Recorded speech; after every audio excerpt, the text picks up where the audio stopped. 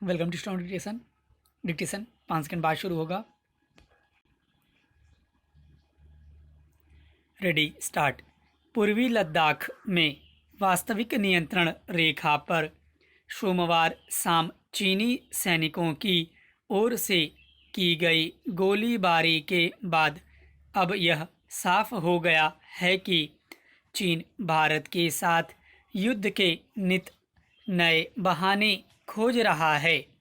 3 महीने में यह तीसरा मौका है जब चीन ने आक्रामक रुख दिखाते हुए फिर से पैंगोंग झील के दक्षिणी किनारे पर घुसने की कोशिश की, जिसे भारतीय सैनिकों ने नाकाम कर दिया। इसके जवाब में चीनी सैनिकों ने गोलियां चलाते हुए अपनी बौखलाहट जाहिर की। इसमें कोई संदेह नहीं रह गया है कि भारत चीन सीमा पर तनाव दिनों दिन गंभीर रूप लेता जा रहा है। भारत के विदेश मंत्री एस जयशंकर ने भी भारत चीन सीमा पर स्थिति को गंभीर बताया है।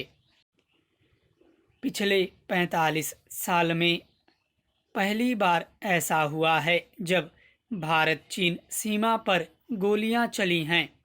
इससे पहले 15-16 जून की रात गलवान घाटी में चीनी सैनिकों ने धोखे से भारतीय सैनिकों पर हमला कर दिया था, जिसमें 20 भारतीय जवान शहीद हो गए थे। फिर 29-30 अगस्त की रात भी चीनी सैनिकों ने पैंगोंग झील के दक्षिणी किनारे पर कब्जे की नाकाम कोशिश की। ये घटनाएं इस बात का प्रमाण हैं कि चीन अब काफ़ी लंबी तैयारी के साथ मैदान में उतरा है और ठीक वैसे ही हालात पैदा करने में लगा है जैसे 45 साल पहले किए थे। नाटक भी कर रहा है और दूसरी ओर उकसाने वाली कार्रवाइयाँ भी।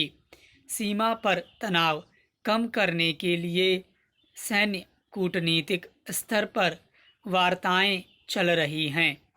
4 दिन पहले ही मॉस्को में भारत और चीन के रक्षा मंत्रियों की 2.5 घंटे तक बात हुई, जिसमें भारत ने चीन को स्पष्ट संदेश दिया था कि लद्दाख में 1 इंच जमीन पर भी भारत समझौता नहीं करेगा। साथ ही दोनों देशों के बीच आगे भी इस तरह की बातचीत जारी रखने का फैसला हुआ, लेकिन हमेशा की तरह पलटी मारते हुए चीन ने 2 दिन बाद ही अपना रंग दिखा दिया और 7 सितंबर को भारत के इलाके में फिर से न सिर्फ घुसने की कोशिश की बल्कि गोलियां भी चलाईं। सीमा पर शांति बनी रहे और दोनों देशों के बीच सीमा विवाद शांति और सद्भाव से सुलझे।